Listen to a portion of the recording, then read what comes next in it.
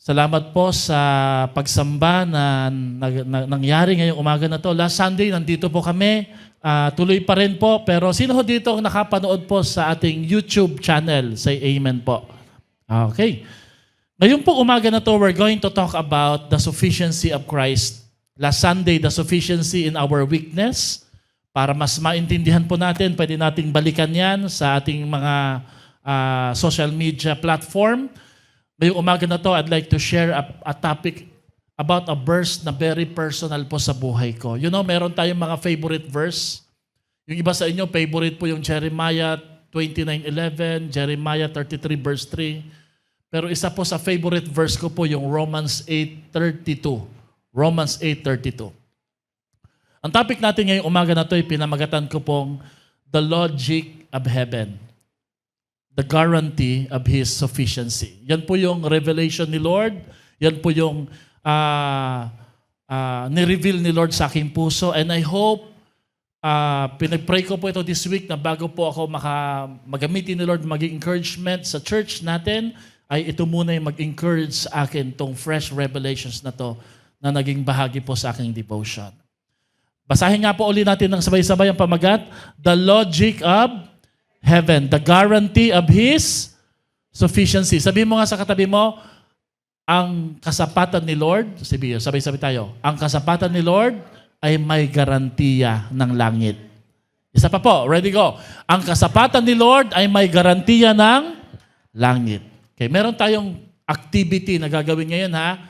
Raise your hand. Sige nga po, practice muna tayo. Raise your hand. Okay. Pero baba muna tayo. Raise your hand if you have experienced, magbabanggit po ko, taas yung kamay nyo ha. Please be honest. If you have experienced financial lack, nawalan, nakulangan ng pera, taas kamay. Wow, madami. Baba. Raise your hand if you have experienced poverty or difficulty in terms of finances. Raise your hand if you wanted something important but you simply could not afford it. Raise your hand. May gusto kang bilhin. Okay. Raise your hand if you have faced a situation where your resources is not just enough. Taas kamay. Thank you po. Raise your hand if you have felt limited because of your education, skills, connection, or experience. Wala kang backer, wala kang someone na magtutulong sa'yo. Raise your hand if you have faced a problem and thought, I don't know what to do. I feel overwhelmed with this problem. Thank you po. Raise your hand if you had a dream but you felt you didn't have enough resources to pursue it. May pangarap ka pero hindi mo na lang tinuloy. Hindi mo kaya. Thank you po. Raise your hand if you have experienced having more needs than available resource. Ang dami kong problema, kulang ako ng pera. Taas kamay. Thank you po for being honest. Now, nod your head and say amen if you have experienced. Nod your head. Sabi-sabi muna tayo. Ano tayo? Testing. Nod your head. Say amen. Nod your head and say amen if you have experienced God providing you when you didn't know where it would come from. Wow. Nod your head and say amen if you have unexpected provision just right in time. Wow. May kumatok, no? Hindi Shopee, hindi maniningil. Nod your head and say amen if a financial need being met when you thought it was impossible. Wow. Nod your head and say amen if someone helps you when you desperately needed help.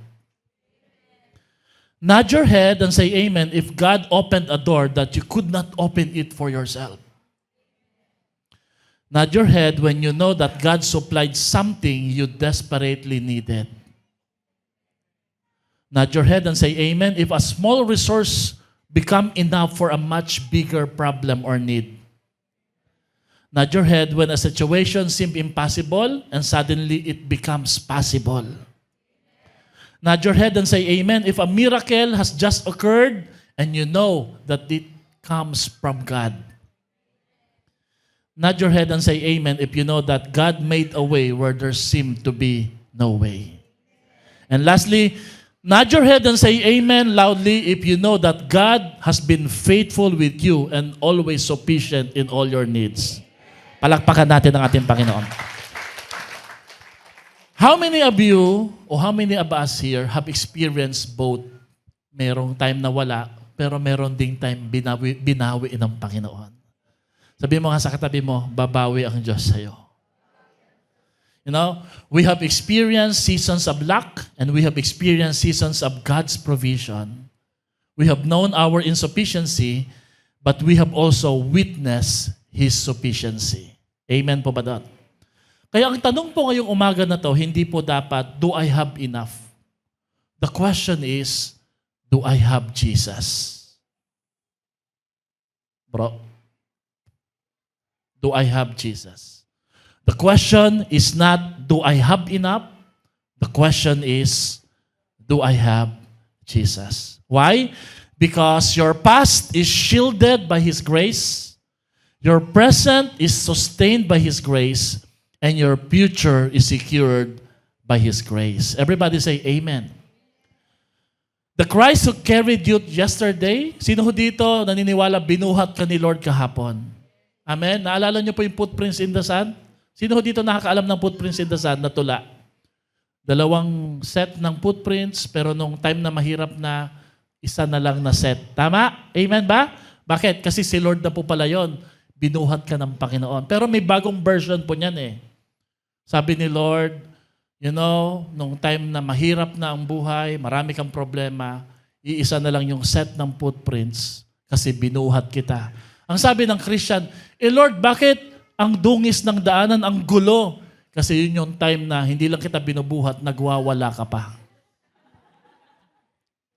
Sino ho dito, nagwawala ka pero binuhat ka ng Diyos? The Christ who carried you yesterday will carry you through today and lead you into tomorrow. So ang garantiyan ng sufficiency ng ating Panginoon, as God revealed it to us in His scriptures, is found in Romans 8:32. Basahin natin yung verse na to. Sabay-sabay. He who did not spare His own Son, but gave Him up for us all, will He not also give us all things with Him? Isa pa nga pong verse, basa. He who did not spare His own Son, but gave Him up for us all, will He not also give us all things with ang Diyos na hindi nagkait ng Kanyang bugtong na anak para ibigay sa atin? Hindi po ba niya ibibigay din ang mga bagay na pawang pangangailangan natin? Isa po sa favorite chapter ko po as a Christian sa Bible ay Romans chapter 8. At isa sa pinaka-paborito ko pong talata sa Romans chapter 8 ay ang Romans chapter 8 verse 32. Why? Kasi ang Romans chapter 8 verse 32 na binabasa po natin ngayon, hello, ay tinuturing ko pong all-encompassing promise coming from the Lord. Everybody say all-encompassing. Alam niyo po bang ibig sabihin ng all-encompassing? Ang ibig sabihin po ng all-encompassing ay includes everything, everyone, or all possible aspect. Broad in scope, sakop lahat, at walang naiiwan, walang exempted, lahat natatamaan. So, Romans 8 verse 32 not only contains an all-encompassing promise, but it also contains what I would call a certification, a foundation, or guarantee of that promise. At ang pangakong ito ay sobrang strong, solid, and secure that there is absolutely no possibility their promise could ever be broken. Kasi po, ang verse na to ay tinatawag po sa philosophy, sa construction as logic. Everybody say logic. Alam niyo po ba kung ano ibig sabihin ng logic? Ang logic po pala ay isang correct way of reasoning.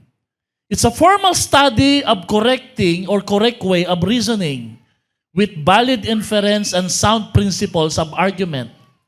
Bakit mahalaga ang logic sa tao?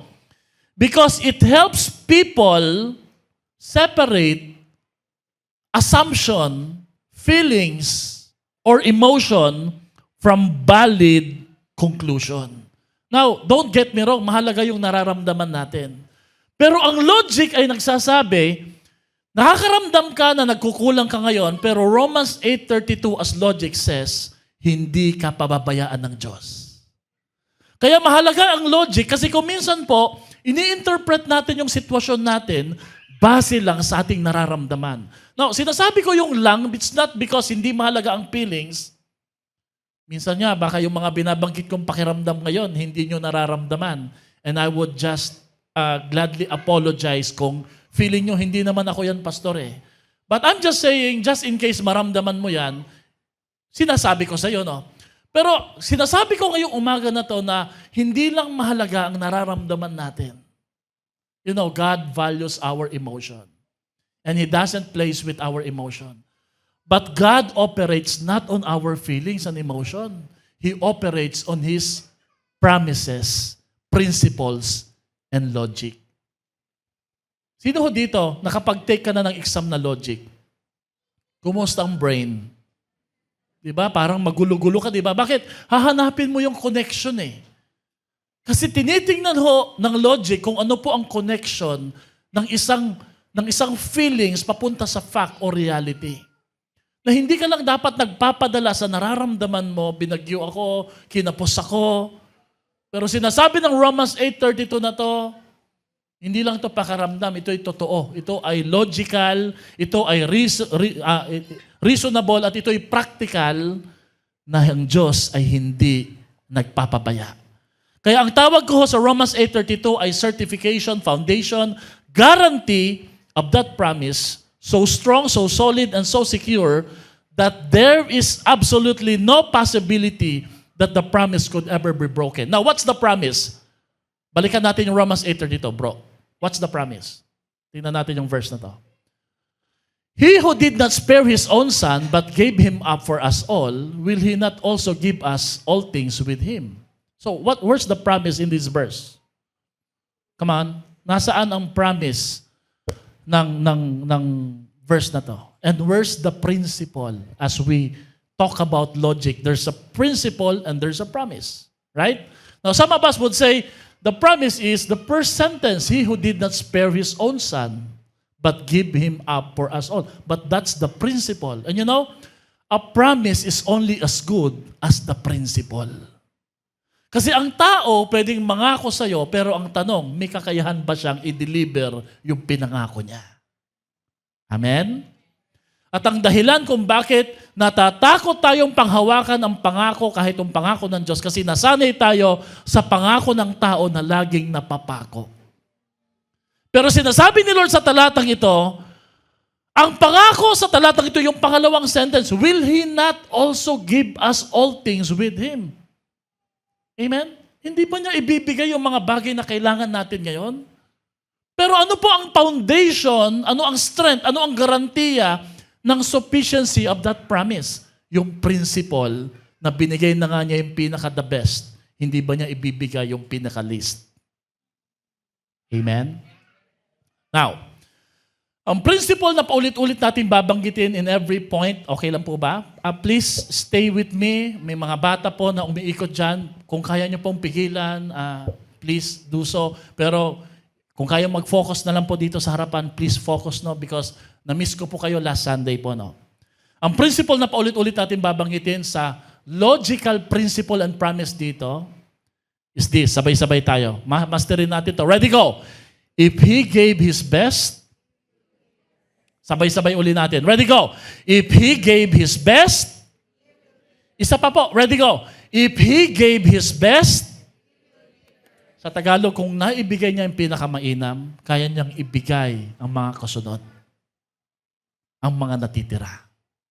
Palakpakan nga po natin ang ating Panginoon. Now, coincidence ba to? Pero nabasa ko po sa isang article, churchleaders.com, na ang great Chuck Swindoll, buhay pa rin po siya, nakikita pa rin natin to sa TV. Siya po yung speaker, founder ng Insight for Living. Naririnig natin sa 702 DZAS. 26 years na po siya na pastor. Very popular, well-respected theologian, pastor, servant of God sa US. na ang kanyang tinig ay nahaabot yung milyon all around the world dahil po sa kanyang ministry na Insight for Living. Ngayon po ay siya'y 91-year-old na pastor. Nakaupo na lang, mahina na. Tinanong po siya ng isang great pastor din na ang pangalan si Greg Laurie. Sabi niya, Pastor Chuck, can I ask you a question? Kung sakaling i-deliver mo yung pinakahuli mong sermon, sa lahat ng na-sermon mo sa iyong 26 years na pagpapastor, ano yung pinaka-the best sermon na i-deliver mo if it would be your last? You know, kung ano pong sagot ni Chuck Swindoll? Ang sabi po niya, I believe I would speak on the grace of God. And the sermon would center on Jesus. It would revolve around Christ because that's where grace originates. Then it would take us to the cross. Everybody say, to the cross. Everybody say, to the cross. Did you know na ang Romans 8:32 nakasentro sa Calvary, hindi sa circumstances mo? Ang logic o strength ng prinsipyo ng pangako ni Lord sa Romans 8:32, hindi nakasentro sa pangangailangan natin. Sa circumstansya natin, nakasentro siya sa cross, sa Kalbaryo, sa finished work na ginawa ni Jesucristo. Amen? And the verse would likely come from the book of Romans, chapter 5 and 8. Wow! Sabi ko, wow, grabe. Nagkataon lang ba ito? It is as if parang pinapaalala ng Panginoon sa akin, Albert, you're on the right track. Come on, preach that verse on Sunday. And sabi ko, I'm gonna use this as an illustration. So therefore, Romans 8:32 is called the all-encompassing promise of God for us. The guarantee of His sufficiency, and also known as the logic of heaven. Everybody say, logic of heaven. Alam niyo sabihin ng logic? Common sense, reasoning, rationality, soundness. Hindi mo dapat pagdudahan. Hindi ito basta sabi-sabi lang. Hindi ito basta naramdaman lang. Ito po ay naka-back up sa prinsipyo, sa katotohanan, sa realidad at integridad ng ating Panginoon. Amen? At alam nyo, ang logic po ng heaven, kung may philosophy man sa heaven, I'm sure meron siguro, no? The logic of heaven based on Romans 8:32 is this. Sabay-sabay natin basahin ko. If God has already given us His greatest gift, His own Son, then we can trust Him for everything, anything, and whatever we face ahead of us can be met with confidence in His sufficiency. Kung naipagkaloob pala ng Diyos ang pinakamainam, pinaka-the best ng langit, walang dahilan para i-withhold niya yung mga bagay na material lang. Walang dahilan para hindi ka niya tulungan makagraduate. Walang dahilan para hindi niya ayusin at paghilumin yung sugat mo sa iyong puso. Walang dahilan para hindi niya ipagkaloob ang iyong pangailangan. Walang dahilan para hindi ka niya tulungan makahanap ng trabaho. Walang dahilan para hindi ka niya bigyan ng katuwiran sa kabila ng paninira na ginawa sa iyo ng mga tao sa nakaraan. That's the logic of heaven. Para mas maintindihan po natin ito,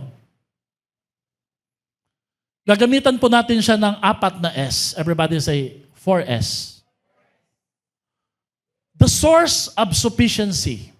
Saan nagmumula ang kasapatan na pinag-uusapan natin ito? Heaven's logic begins with what God has already given.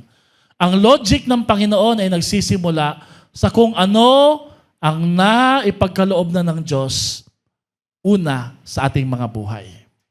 Now notice on this verse na binasa natin, Apostle Paul does not begin with our circumstances. Hindi niya inuna yung salitang the needs of man, but he begins with Calvary or on the cross. Hindi nagsimula ang talata sa ating problema, sa ating pangangailangan, because pag sinimulan ng talata sa ating problema at pangangailangan, that would be insufficient kagad. Pero sinimulan ang construction ng talata sa kung sino ang may kakayahan at sapat sa ating pangangailangan. At ano po yon? Sino po yon? Ang kamatayan ni Kristo sa krus ng Kalbaryo. Tingnan niyo po yung verse. He who did not spare His own Son. Ano pong tinutukoy sa talatang ito? Pinag-uusapan ho dito, hindi lang ang Diyos anak eh. Ang pinag-usapan ho dito, yung nangyari sa Diyos Anak para sa atin. Namatay siya. Ibinigay siya para sa atin. Amen? Amen? Pagkasabi nga sa katabi mo, huwag kang mag-focus sa problema mo. Mag-focus ka sa ginawa ni Kristo. You know, the reason why we worry a lot, we focus on our present challenges. We forget what God has done for us. Amen. The sufficiency of God is demonstrated and guaranteed not merely by what He can give. Nababasa niyo po ba yung font na to, dyan sa may likod? Kaya po ba? Opo, okay. Pwede siguro sa susunod, pwede nating lakihan ng konti, no? The sufficiency of God is demonstrated and guaranteed not merely but by what He can give. Minsan ganun tayo, no? Kung ano maibibigay ni Lord, pupurihin ko siya. Pero mali. Ang logic po ng Romans 8:32, wag mong interpret ang kasapatan ni Lord sa kaya niyang ibigay. I-interpret mo siya sa binigay na niya at kung ano yung binigay niya. Sinong binigay niya? Ang kanyang bugtong na anak. Logical. But not just logical, powerful. Why? Dahil po sa ginawa ni Kristo sa krus ng Kalbaryo.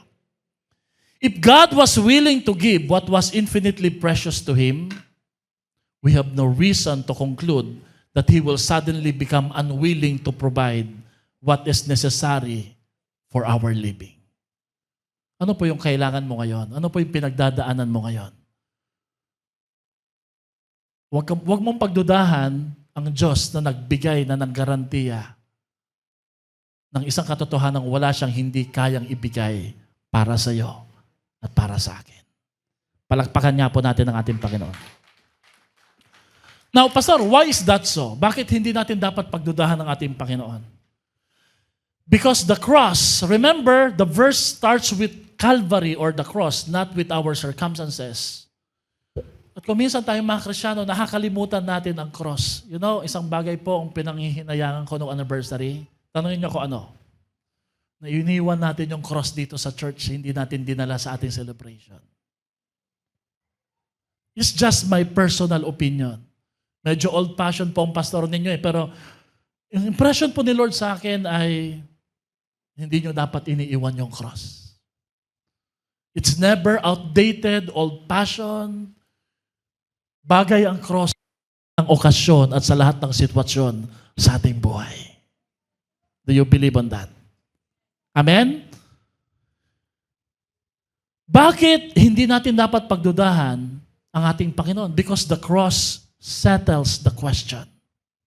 Ano po yung tanong na sinagot na po ng cross 2,000 years ago?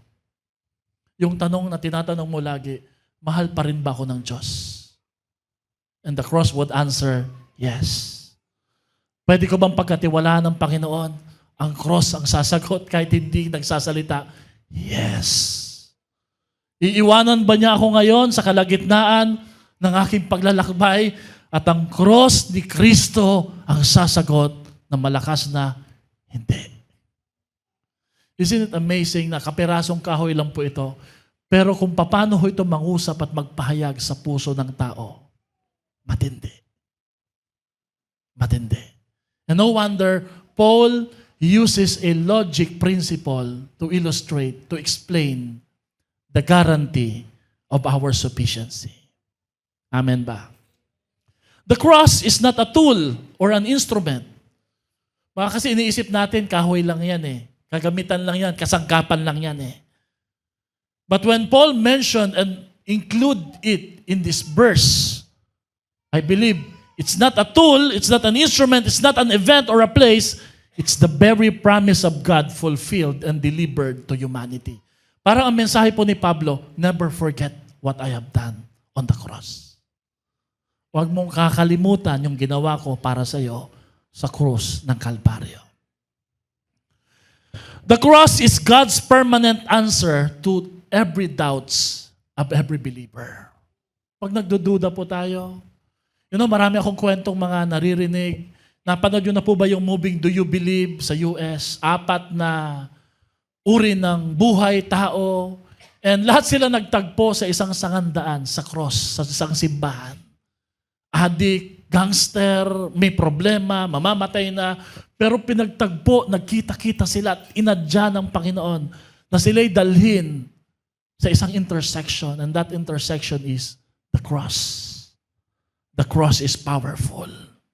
Amen. The cross becomes Paul's evidence. Ang naging ebidensya at argumento ni Pablo sa mga taga-Roma, remember, ang Roma ay half believer and half unbeliever. Or most of them are unbeliever. Ang Rome, ang superpower during that time, iniisip nila ang power, ang lakas ay nakasalalay sa position. Yung sinong nakaupo na general, kung sino yung sundalo, emperador. Pero sabi ni Pablo, ang karantiya ng kapangyarihan at kasapatan sa buhay ay nakasalalay sa cross. Notice, hindi po sinabi ni Pablo sa verse, tingnan mo yung wallet mo. Sige nga po, tingnan mo nga yung wallet mo. Ano pong laman ng wallet mo? Wala, picture. Picture ng nakaraan na nakakalungkot. Sino dito, napakadami mo ng calling card, pero konti yung tumatawag sa'yo.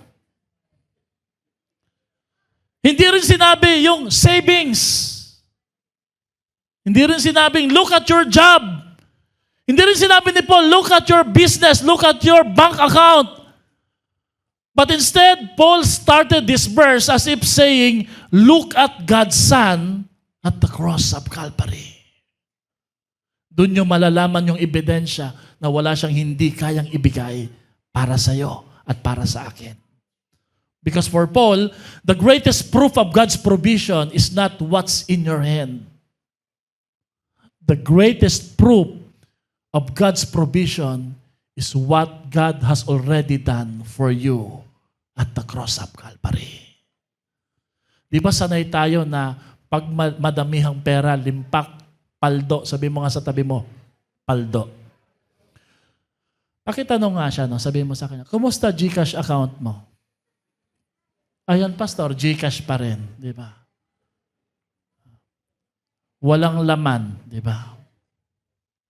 Sabi ko nga sa inyo, di ba, muntik na po akong magkamaling mag-send ng pera kay pastora ng lagpas pa eh.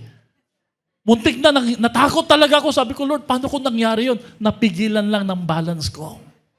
Kasi yung balance ko hindi talaga aabot dun sa account na nilagay ko. Pag nagsimula kang magduda sa provision ng ating Panginoon, nararanasan ba natin minsan yun? Nagdududa tayo? Magpo-provide pa rin ba si Lord? Huwag kang magsimulang tumingin sa kung anong wala ka. Simulan mong tingnan kung ano yung binigay na ng Diyos sa iyo, ang bugtong na anak na si Jesucristo para sa atin. Amen?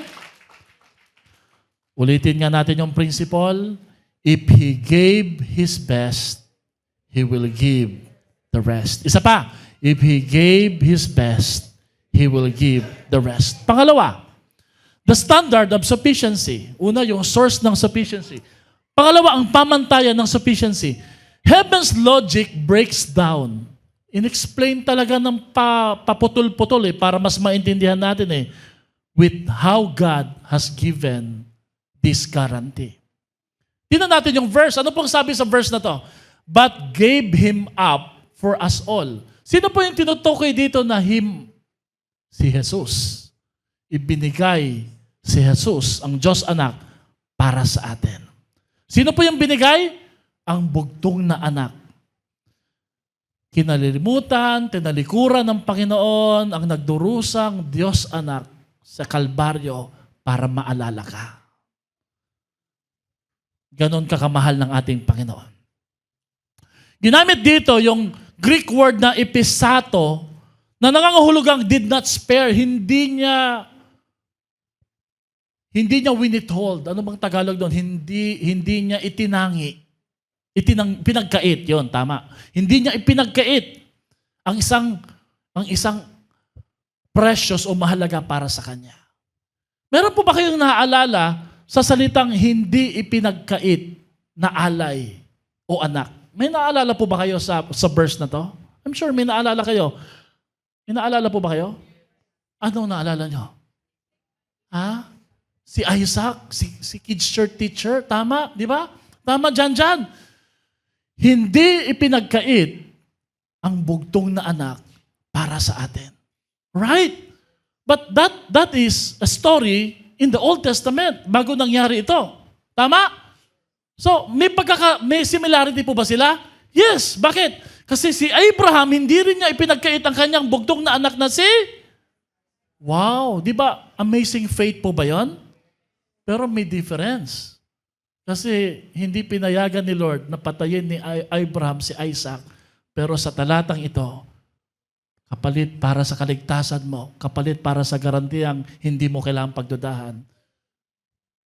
Pinahintulutan ng Diyos Ama na mamatay ang kanyang Diyos Anak sa krus ng Kalbaryo para maniwala ka na wala siyang hindi kayang ibigay sa iyo. Ever, kailanman. There's a similarity, but there's a big difference. Because in the New Testament, when it comes to His Son, Jesus, hindi niya pinigilan ang mga Roman soldiers. Hindi niya pinigilan ang mga religious leaders. Hindi niya pinigilan ang Poncio Pilato. Hinayaan, pinahintulutan po niya na mamatay ang kanyang bugtong na anak para sa atin. And that's love. Amen? Ginamit din po niya yung word dito na His own Son. Everybody say His own Son. Ang kanyang bugtong na anak. Hindi ho pinag-uusapan ni Pablo dito yung isang regalo lang na galing lang sa langit. Anghel, kapangyarihan, tool. Ang pinag-uusapan ho dito yung precious and begotten Son of God. Eh ano po, Pastor, ang impact niyan? Well, pag may nagregalo sa'yo, lahat naman may nagre-regalo sa tao, di ba? Lahat pwede kang regaluhan ng mga tao kakilala ka eh. Pero ang may impact sa'yo na regalo, yung regalong alam mo, mahalaga doon sa nagbigay.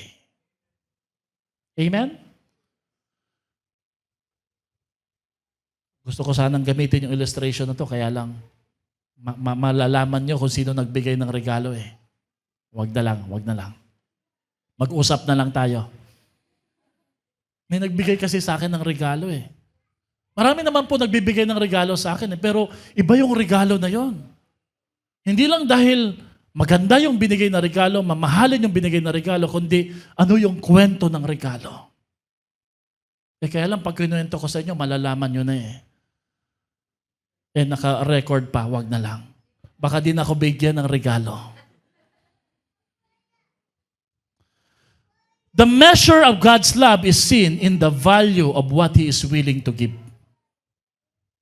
Binigyan ka ng regalo, pero alamin mo paano binigay ito?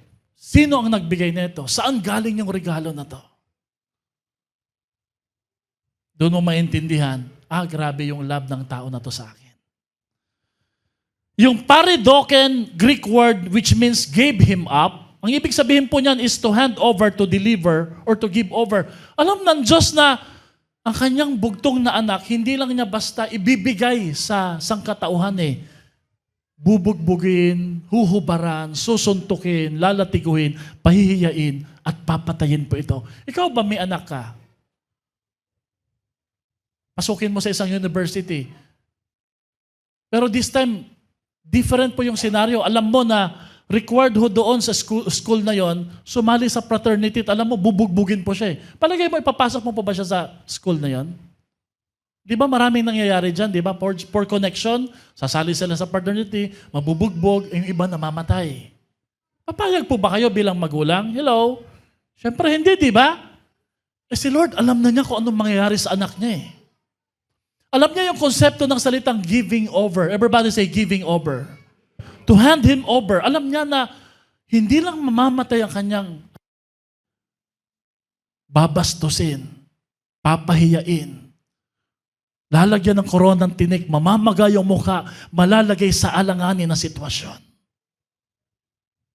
Ganito po ang paraan ng paggarantiyan ng Diyos sa iyong pinangangambahang pangailangan sa pang-araw-araw. God's generosity wasn't theoretical, hindi speculative, hindi imaginary. Pag iniisip natin, binigay ng Diyos Ama ang Diyos Anak. Wow! Pero himay-himayin mo yon, pag-isipan mo maigi, paano binigay? Anong nangyari kay Jesus? Paano ho siya pinarusahan bago siya ipako? Doon mo makikita, painful, saka sacrificial. Hindi lang kay Jesus, painful sa Ama. Painful po sa Ama na nakikita niya ang kanyang anak na sinasaktan at pinagbabayaran ng isang kasalanang hindi naman siya ang may gawa. Painful po iyon. At yung salitang hemon, sa Greek word which means for us all, para sa ating lahat. Pinapakita ho dito sino ang naging recipient o tumanggap ng parusa ng kamatayan ni Kristo sa krus ng Kalbaryo. Sino ho tumanggap? He who did not spare His own Son for us. Yung us na yon, sino ho yung tinutukoy doon? Tayo. Now, ito magandang tanong. Sino ko ba? Sino ba tayo para mamatay si Jesus? Sino tayo? Wala tayong kakayahan, wala tayong may pagmamalaki, pero binigyan tayo ng Diyos ng sobra-sobrang biyaya. Amen? Grace supplied what we could never supply ourselves. And then yung salitang graciously give, Charisetai. Dito ho nagmumula yung salitang charis. Meron ba dito ang pangalan mo Grace? O may kakilala kang pangalan ay Grace? The name Grace came from the Greek word charis. Charis. Nang ibig sabihin po, ang pagpakaloob ng Panginoon, ang Diyos Ama para sa Diyos Anak sa atin, He gave Jesus freely, graciously, and generously. Buo. Hindi po niya binigay yung kalahating bahagi ng katawan ni Kristo. Hindi ho niya hinayaang, ang mamamatay lang po yung pagkakatawang tao niya eh. Namatay si Kristo sa krus ng Kalbaryo, buo. Nalagay po siya sa kahihiyan. Because God's provision is rooted in grace, not in human merit. Now, para mas maintindihan po natin ito, gagamitan ko po ng illustration. Imagine you buy something valuable. Sino ho dito, may nabili ka ng isang bagay na pinag-ipunan mo at mamahalin. Alam niyo, pag may binili kang isang bagay na mahal at mahalaga sa'yo, hindi mo tinatapon yung box. Totoo po ba? Sasabihin ni Pastor, tapon na natin to. Nung bumili po ako ng cellphone, mataas yung memory card, yung memory RAM, hindi ko pa tinatapon hanggang ngayon. Huwag mo itapon yan. Bakit nga pa di natin tinatapon yung mga bagay na binili natin? Come on. Yung sapatos, no? Puno na ng mga box ng shoes, no? Huwag mo itapon. Parang may connection, no? Parang may association tayo doon, no? So, imagine you buy something extremely valuable. Bukod po doon sa box at sa item, ano pong tinatanggap mo pa? Ha? Tumatanggap ka ng resibo. Everybody say resibo. Ano po bang purpose ng resibo? Proof of payment. Everybody say proof of payment. Ang resibo mo na hindi ka pababayaan ng Diyos ay ang ginawa ni Kristo sa krus ng Kalbaryo. The cross is like God's divine receipt of grace and sufficiency. Ang krus ng Kalbaryo ay resibo ng ginawa ni Kristo at patunay na hindi siya papalya at hindi siya magkukulang sa ating mga buhay. This is why Paul was saying, including yung message last Sunday, di ba? Even in my weakness, I boast on the grace of God. Why? Because for when I am weak, sabi ni Paul, I am strong. Kaya tingnan niyo po ito, kung sakali lang ito yung pinagdadaanan mo the cross is like God's divine receipt of grace and sufficiency. So when Satan whisper, hindi ka na mahal ni Lord. When Satan whisper, God doesn't care about you, look at the cross. Kayong sasagot doon sa look at the cross, ready go. When fear says, God will abandon you, pwede bang lakasan natin When anxiety says, you are on your own, when worry says, you lack something, the cross declares 2,000 years ago, God has already displayed, breaks down, and demonstrated His love for me and you. This is how I love you. Kaya ang pinagdadaanan natin sa encounter, yung revelation of the cross, ay kapahayagan kung gaano kakamahal ng ating Panginoon. Palakpakan natin si Lord, no? Amen. Romans 5:8 says, God shows His love for us in that while we were yet sinners, Christ died for us. Oh, tayo yung recipient ng love ni Lord, di ba? Pero sino ba tayo nung time na namamatay si Kristo sa krus ng Kalbaryo? Wala, makakaaway niya. Hindi naniniwala sa Kanya. And yet, namatay pa rin siya para sa atin. Isn't it amazing, no? Ayaw mo kay Lord noon, pero namatay pa rin siya para sa'yo. Hindi mo siya love, pero sabi ni Lord, di bale, love pa rin kita. Sabi mo nga sa katabi mo, kahit di mo love si Lord, love ka niya. Go. Amen. And I'm sure, yung katabi mo, love niya yan si Lord. Tama ba? Before you were an enemy of the cross and an unbeliever, you were worth dying for, sabi ni Lord.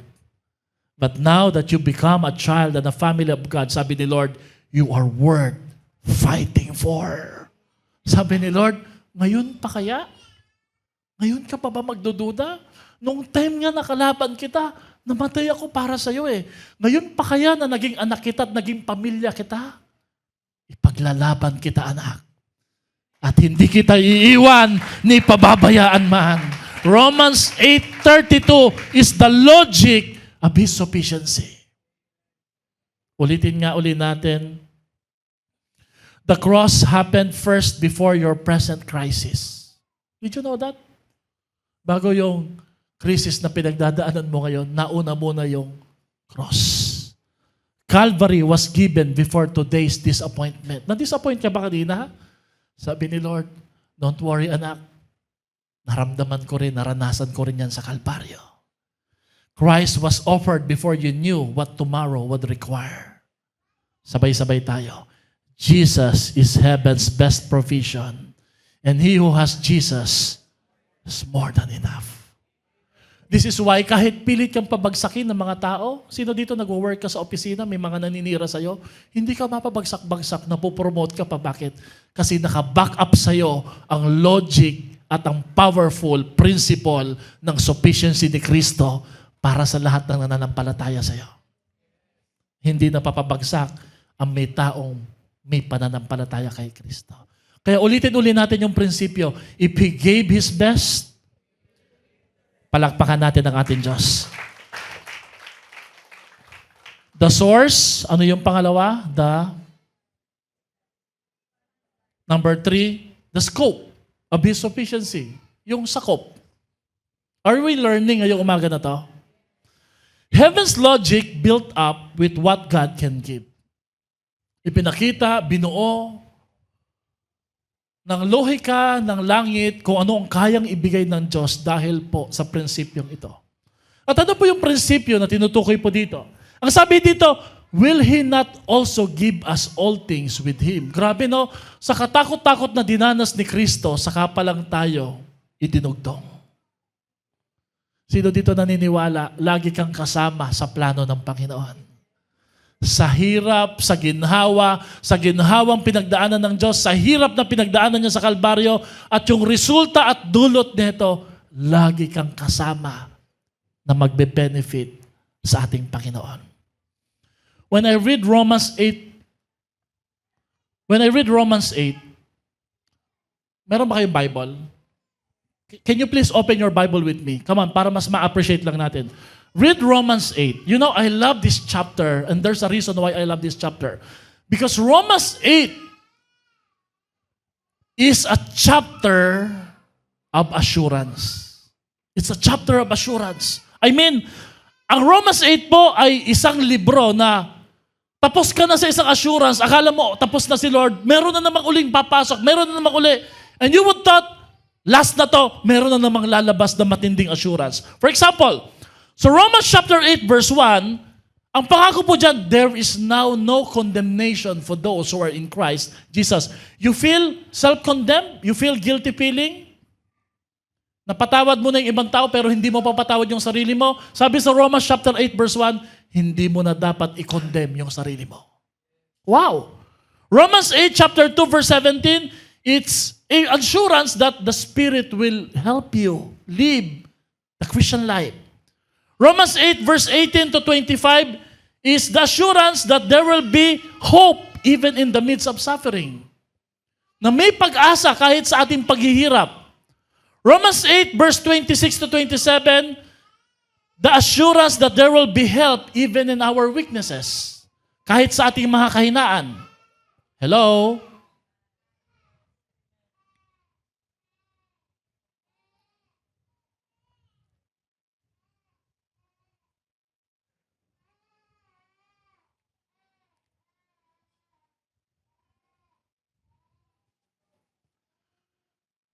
In Romans 8:28, one of our favorite is the assurance na kahit masira o sirain ng kaaway yung buhay mo, God will work it all together for good.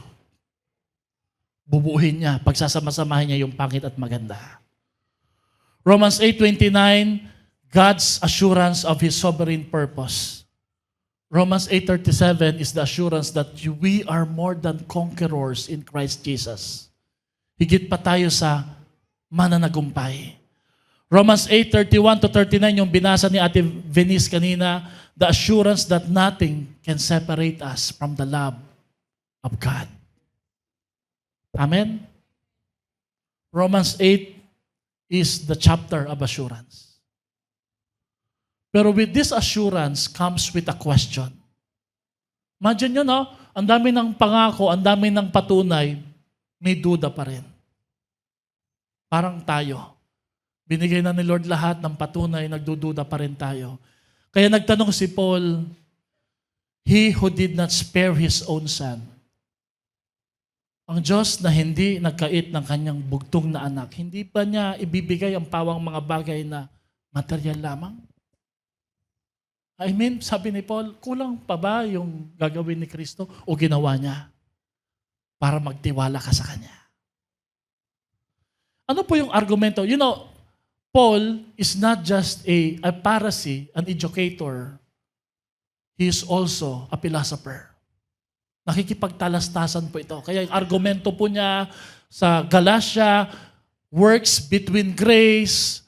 Ang argumento po niya sa flesh versus the spirit, mahilig po siya makipag-argument eh. At ang argument ni Paul dito sa Romans 8:32 is, if God did the greater thing, will He not do the lesser thing? Come on, sabi niya, ang liit lang to eh. I'm not saying na baliwala yung needs nyo ngayon, yung pinakadadaanan mo. Pero what is that compared sa binigay ng Diyos na si Jesus? Hindi ko minamalit yung pinagdadaanan natin ngayon ha. I mean, with all validation, I'm sure mahirap po talaga yan eh. Pero come to think of it mga kapatid, yung anak na, nabugtong na anak, binigay na para sa atin. Meron pa ba siyang hindi kayang ibigay? At ang sagot, wala. Wala. And I know you knew it. Alam ko, alam nyo yun eh. But sometimes we just forget it. Na may binigay na ang Diyos. Kaya lang, ang hinahanap lagi natin, bilang patunay na tapat at sapat siya, yung kaya niyang ibigay. Parang lagi nating kailangan patunayan. Kailangan patunayan lagi ni Lord. Pag may binigay siya, doon lang tayo maniniwala. Pero mali, si Paul sabi niya, para maniwala ka, alalahanin mo yung binigay na. Hindi yung ibibigay pa lang sa'yo. Amen? Kasi ang Diyos, hindi ka niya papapayaan eh. Amen. Now, if He gave Christ, will He not give us grace? If He gave Christ, will He not give us peace? Yung natuliro ka ngayon, sino dito yung tuliro ka, Lord? Saan ako kukuha? Anong mangyayari? Binigay na si Kristo eh. If God gave Christ, will He not give us our daily bread? If He gave Christ, will He not give us wisdom? If He gave Christ, will He not give us health? If He gave Christ, will He not give us blessing? If He gave Christ, will He not give us strength? Now, let's make it personal. If He gave Christ, will He not give you blank, what it is right now? Come on. Tell it to God. Just silently close your eyes and say, Lord, whatever it is, Lord, peace, grace, provision, house, whatever it is, sabi ng Panginoon, all things kaya kong ibigay. But the word all things, everybody say all things, does not mean God will give you what you want.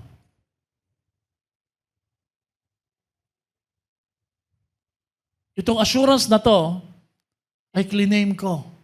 Pero hindi nangangahulugan na lahat ng gusto ko ibinigay ng Diyos. Minsan po, ginusto ko po mag-artista, hindi binigay ng Diyos eh. Kasi sabi ni Lord, maarte ka lang, hindi ka artista. Sino ho dito, maarte ka lang, hindi ka bagay mag-artista? Merong kalooban ang may gusto si Lord para sa atin. So it does not mean God will give you everything you want. Rather, God will graciously provide everything necessary according to your purpose, to His purpose and ultimate good. Basahin nga po natin to. God will graciously provide everything according to His purpose and ultimate. Hindi niya ibibigay lahat ng gusto mo. Ang ibibigay niya, lahat ng kailangan mo para magawa mo yung layunin niya na pinagagawa niya sa'yo. Amen? Parang ayaw nyo yata, ay, ganun pala. Kasi, Romans 8:28 comes first before Romans 8:32. And what does Romans 8:28? All things work together for good to those who love God and are called according to His purpose. Connected pala yung verse na to. Hindi pinangako ng Diyos, ibibigay niya lahat. Ang pinangako ng Diyos, lahat ng kailangan mo para magawa mo yung magpapangiti sa Diyos na layunin niya at nais niyang mangyari sa buhay mo, He will supply. God gives all things necessary for His redemptive purpose, not every item on our wish list to abuse. Kasi kung nasa iyo na ang lahat, baka wala ka na ngayon dito. Promise. Sabihin mo lang, Pastor, judgmental ka. Pag ako mayaman, milyonaryo, bilyonaryo, mag-church pa rin ako sa Zion Baliwag. Sana nga. Napasin mo, in our abundance, we don't feel the need of His sufficiency. Because you are sufficient sa sarili mo eh. Yeah. You don't pray. You don't read the Bible. Ang alam ko lang na bilyonaryo siguro, na nagbabasa ng Bible at nag-share pa rin, at nakikita pa rin niya sa kanyang sarili na kailangan niya si Kristo. Totoong Kristiyano, hindi professing na quote lang quote ng verse, pero tinutwist yung talata, ay si Senator Manny Pacquiao.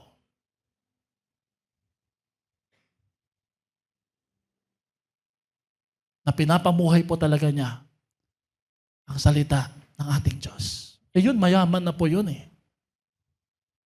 Can you imagine, sino pong mayaman na dating babaero, sugarol, magpapagawa po ng milyones na simbahan sa Jensa na napakalaki? Si Senator Manny Pacquiao, why? Because even in his abundance, he always looks at his own insufficiency. Pero, tanungin mo nga yung katabi mo, sabi mo sa kanya, friend, pag milyonaryo ka, nasaan ka ngayon? Nagbibiroan kami mga pastor, ng mga bata pa ako kami pastor eh. Pag may member ka na milyonaryo, tapos ang sabi ng miyembro mo, pastor, tumama ako sa loto. May mga tumataya ba ng loto dito? 100 million. Pastor, alam niyo ba na magta-tithes ako next Sunday, 10 million. Sige nga, kayo yung pastor, ano mararamdaman niyo? Mahihimatay ako. Hindi ako maniniwala hanggat hindi pa na binibigay. Hindi ko sure. Sabi mo nga sa katabi mo, hindi mo sure. Sige nga, as a test lang po. Tanungin mo yung katabi mo. Pag may 100 million ka, magte-10% ka ba doon sa 100 million? Sige, tanungin mo katabi mo. Kaya mo? Mag 10%? O sabihin mo, Pastor, tama na yung 1 million. Malaki na yan, Pastor, ha? Tama na yan. Tapos si Pastor nagtanong, magkano yung panalunan mo? Pastor, ang mga bagay na hiwaga ay hindi na dapat pinag-uusapan. You become sufficient and suddenly, lumalayo ka sa sufficiency ni Kristo. O, sabihin mo sa katabi mo, kaya wala ka pang milyon. Romans 8:28 and Romans 8:32, pag pinagsama, provision always follows purpose, not preferences. Hindi lagi yung gusto mo. Alam nyo, napansin po namin bilang mga pastor, everything that we need to serve God as a pastor. Dati po nung pastor ako una, ang service ko po BMW. Ako po yung kauna-unahang nagka-BMW na pastor. Bata pa po ako noon eh. Alam niyo yung sabihin ng BMW? By means of walking. Lalakad lang. Lalakad lang po ako eh. BMW. Hanggang sumunod po sa BMW po, nagkaroon po kami, ako ng motor.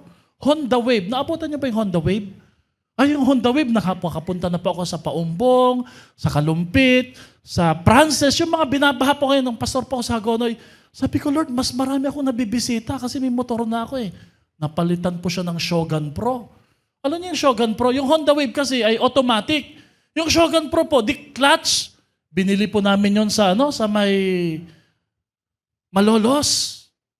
Church nila Pastor Reggie sa taas, sa baba po namin kinuha yon. Yabang ko, sabi ko, manual na po ako, kaya ko yan. Alam niyo po ba, hindi ko na iuwi.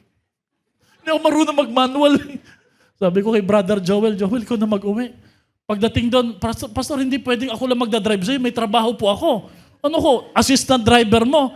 Kailangan, Pastor, pag-aralan mo. Pinag-aralan ko sa Palapat, pauwi sa simbahan ng San Juan. Binata pa ako noon. Hindi ko talaga mapaandar. Alam mo, sabi ko, tumawag ako sa board ng church. So, soli ko na po. Hindi ko po kayang paandarin. Pastor, di na pwede soli yan. 60,000 po yun, binayaran. Cash. Provision ni Lord yun. Amen? Nagkaasawa pa ako, napangasawa ko po yung binibining San Carlos. Pastora Ice. Nagkaanak kami, si Jayan. Biruin mo po, mula sa motor, binigyan kami ng kotse kasi mag-church plant kami ng Malolos sa Kabaliwag. Kasama namin siya. So, nakita ko po, lahat ng may kinalaman sa layunin ni Lord, hindi ka talaga niya pababayaan. May paalala lang po ako, lahat ng meron ka ngayon, lagi mong tatanungin, Lord, para ba sa layunin mo yan? O para sa layunin ko? Please make sure na lahat ng meron na bigay si Lord sa iyo ngayon is for His purpose, not for your own purpose.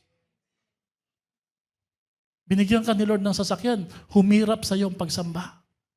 Prinumot ka sa trabaho, naging pabaya ka sa gawain ng Panginoon. Huwag naman. Ulitin natin yung prinsipyo. If He gave His best, He will give the rest. Sorry ha, nagsimula ako ng 10:30. Baka sabihin nyo, overtime ako. 10:30 pa ako nagsimula mag-speak. Yung gusto pong umuwi, maawa po kayo. Number 4, last. This is my favorite part. The system and the subject of His sufficiency. Heaven's logic blesses those who give Him their trust. Sino yung subject? Sino yung object? At ano yung sistema ng kanyang kasapatan? Now, this time, basahin na natin yung talata. Romans 8:32 says, He who did not spare His own Son, but gave Him up for us all, will He not also give us all things with Him? Okay, tingnan nyo nga po yung talatang ito. Come on, everybody, no?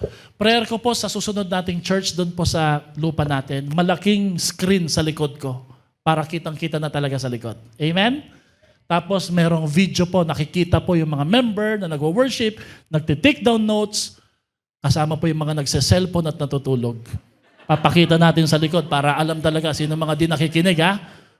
Ayan, natawa kayo, ha? Natawa, no? Nasabihin nyo, hindi naman ako yun, eh. Di ba? Now, what do you notice on this verse? Come on. What do you notice? He who did not spare His own Son, but gave Him up for us all, will He not also give us all things with Him? I'm counting on those students, college students. Okay? What do you notice on this verse? Come on. Ano napansin niyo talatang to? Ha? Ano napansin niyo? Wala po akong napansin, Pastor. Question? Okay? Bilisan natin. Ang verse na to ay punong-puno ng pronouns. Pronouns. He, him, us, his, But not just pronouns, particularly punong-puno po siya ng relative pronoun. Ibig sabihin po, dalawa lang ang object o yung subject, it's either us or God. Pero relative lang po ang pagkakagamit. Amen? Galing ko, no? Nabasa ko lang yon. Kala nyo, ha? Hindi. Unahin natin yung he who. It pertains to God the Father. The God the Father is the source of our sufficiency. Now look at this verse now. Nagsimula ang talatang ito sa Diyos, hindi sa pangailangan mo. Lagi kang magpipray kay Lord ng ganon. Huwag kang lalapit na nagsisimula ka sa need mo, Lord. Putulan kami ng kuryente. Sabi nila, ano ba naman to? Di ba ako hinay? Di pa ako kinis, di ba? Di man lang nagpasalamat sa akin eh. Always begin with God. Amen? His own Son. Yung pronoun na His, pertaining to the Son, it connotes the intimacy and relationship and the magnitude of the promised gift. Ang binigay sa iyo na patunay at regalo, hindi lang basta-basta regalo, kundi ang kanyang bugtong na anak. Gave Him up for us all. It pertains to the sacrifice. God did not give something detached from Himself. He gave His own Son. Kaya masakit sa Kanya to at mahalaga sa Kanya. So this makes the cross the evidence of God's loving heart. And then yung pronoun na Him or along with Him, it pertains Jesus as the greatest gift, not simply the doorway to God's blessing, but the center and God's supreme blessing. Hinahanap mo yung iPhone, cellphone, mahalaga naman po yun. Pero sabi ni Lord, saglit, hindi mo yata na-gets na enjoy yung greatest blessing, si Kristo na binigay ko sa inyo. Siya yun eh. Diba? Totoo po ba yun? Minsan ng mga bata, natanggap yung regalo, nakalimutan na yung nagbigay. Tapos yung regalo nasaan? Nandun sa kalat. At yun yung weakness lagi ng mga tatay.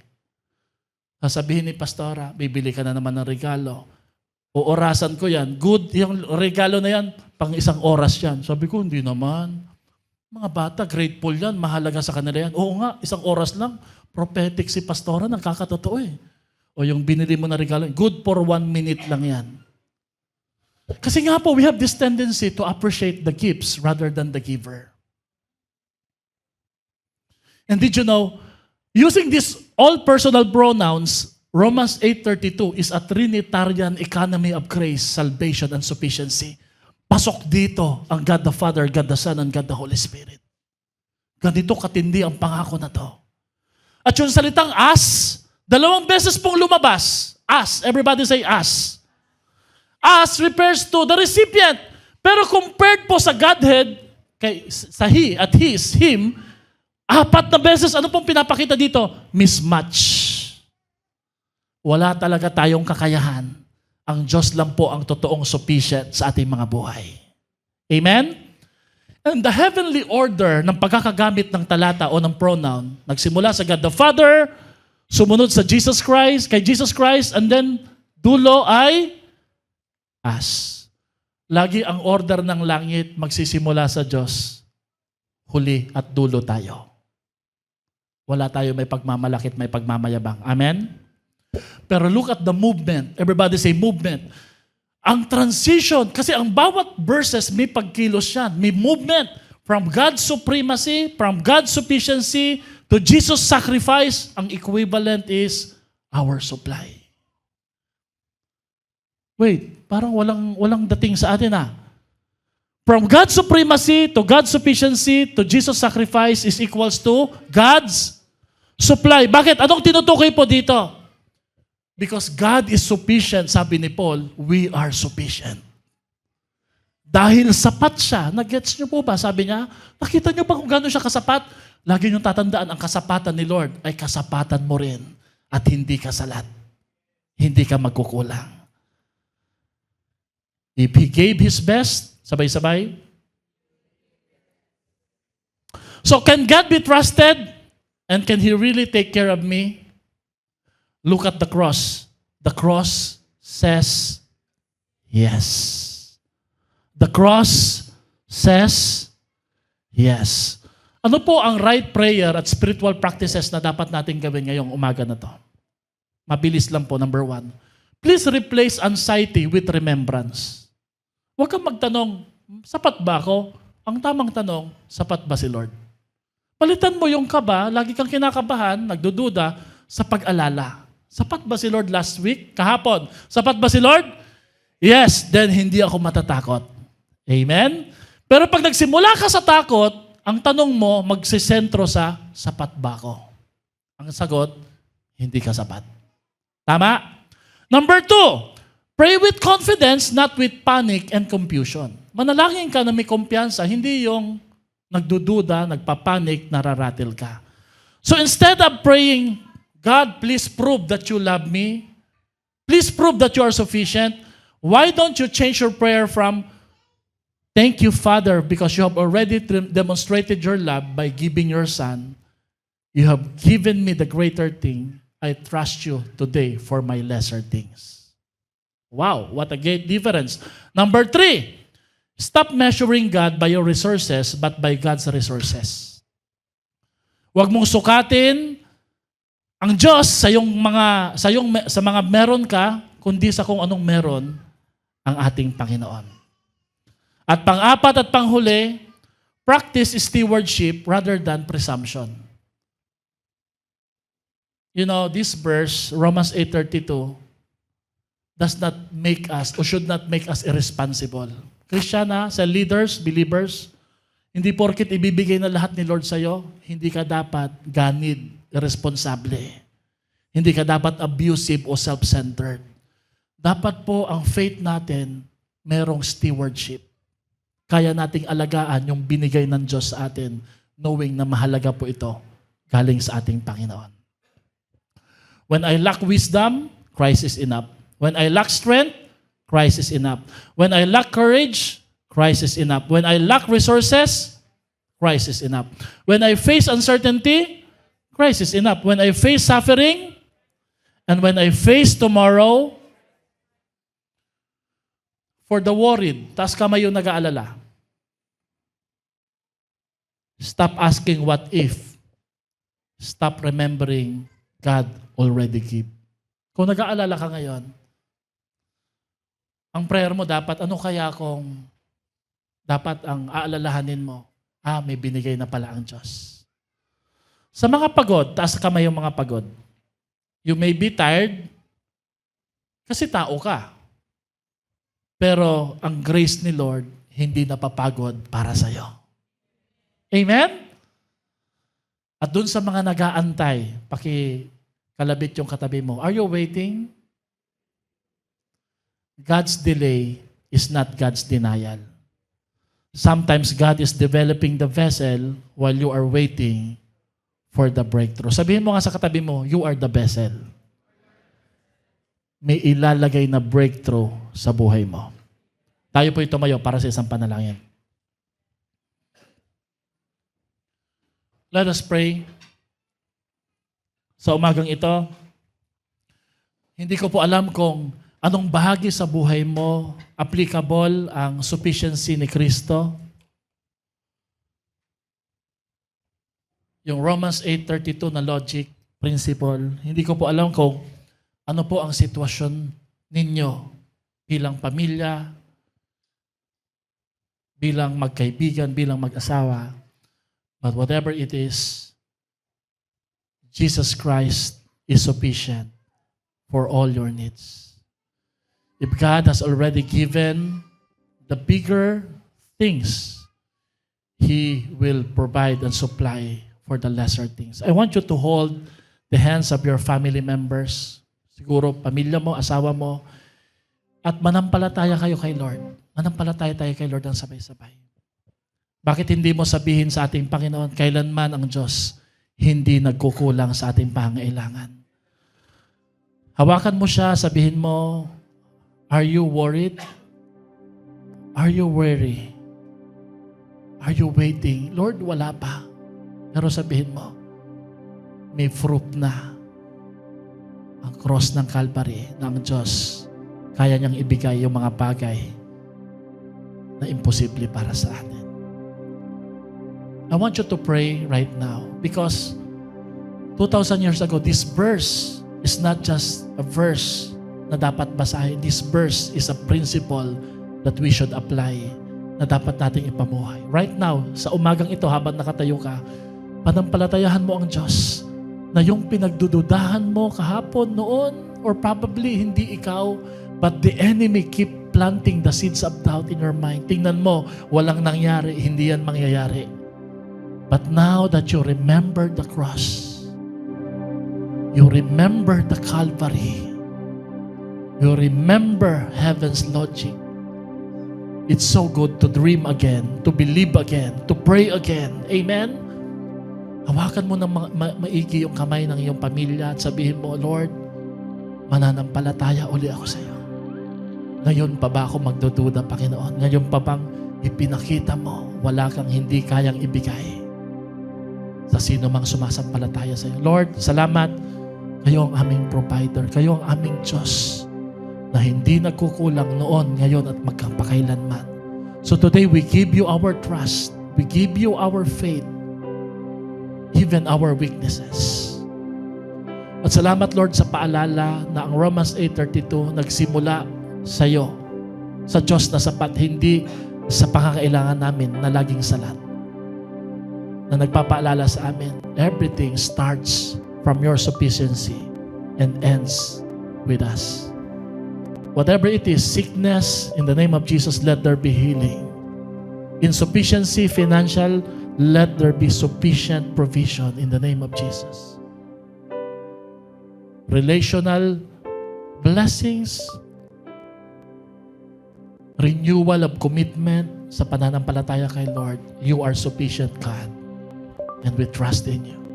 He who did not spare His own Son, but gave Him up to us all,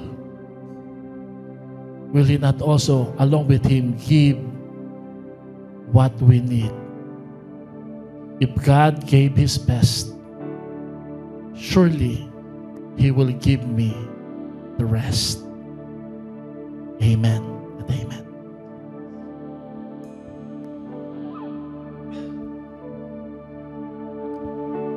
Come on, can we all sing? Christ is enough for me. Christ is enough for me. Everything I need is in you.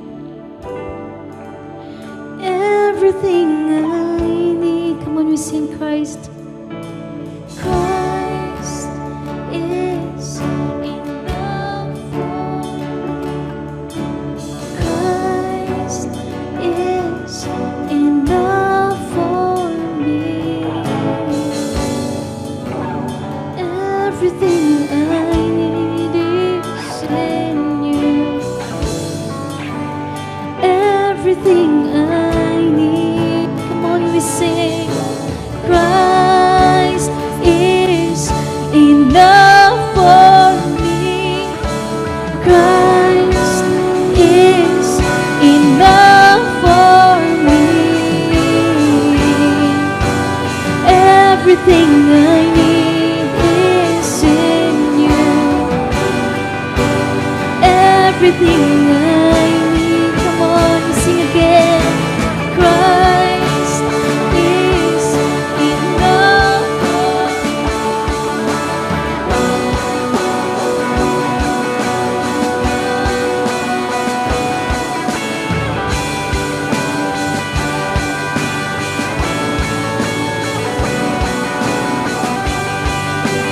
everything I need. Come on, we sing. I have decided. I have decided to follow Jesus.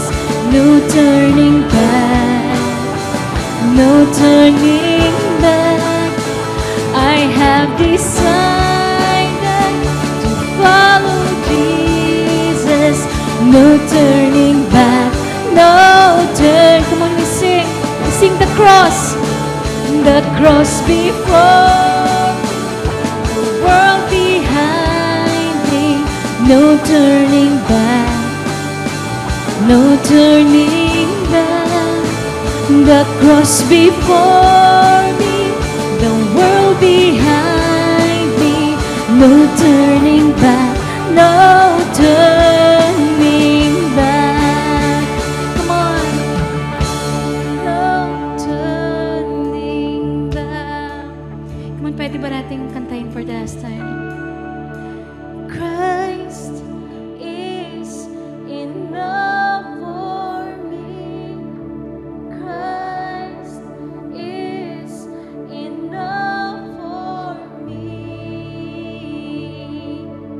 Everything I need is in you. Everything I need, yes, Lord, you are love. Christ is enough for me. Christ is enough for me. Everything I need is in you. Everything I need. Amen. Purihin po natin ang